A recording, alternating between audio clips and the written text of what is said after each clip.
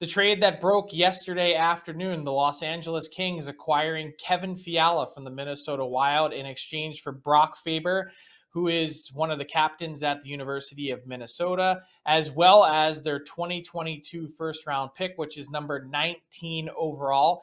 Matt, give me your impressions of the deal. Do you like one side better than the other?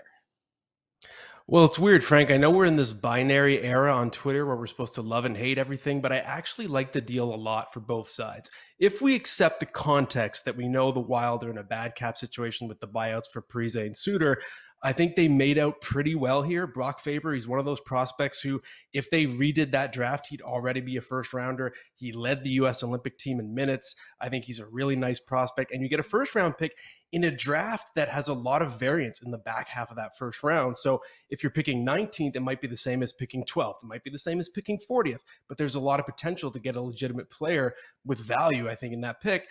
And from the Kings' perspective, I get it. This is a team that has reached its critical mass. We said that last summer. I said it as well. They accumulated so much young draft capital. Rob Blake, 2017, that's his first draft. In 5 drafts, he gets 6 first-round picks, 8 second-rounders. And then you acquire Sean Durzi, Carl Grundstrom, Trevor Moore.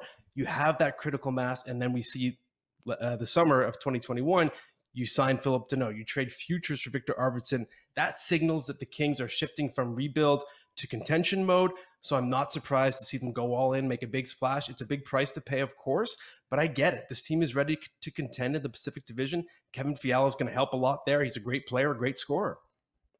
Yeah, and the door's wide open there in the Pacific as well to step on in.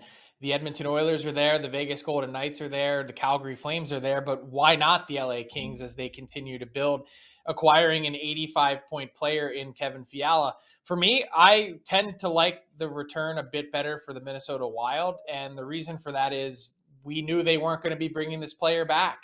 You know, he was someone that they couldn't afford. They were not going to be issuing a qualifying offer. And the fact that they're able to get a prospect in Faber, who a lot of scouts project to be a number 4 defenseman in the NHL and someone that could be contributing in relatively short order while you have that cap crunch on an entry-level contract. In addition to the first round pick, you can get a quality player at number 19 overall this year. This is one of those years in the draft, Matt, that you could be landing, who knows? Who's to say that the player taken 19th or 17th or 24th overall is not going to be the best player in this draft? We don't know that yet. It's all over the place. And think back to some previous years and some of the other players picked later in first rounds that really turned out to be good quality players in the NHL.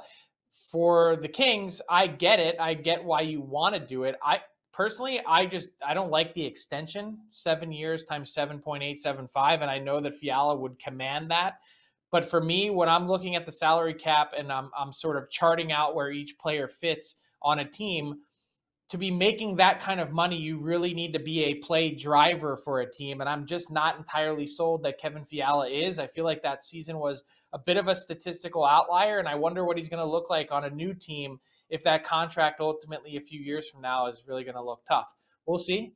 But that's, certainly understand why the Kings would pull the trigger and make the move. I love the aggressive nature of the Kings at this point, as you pointed out.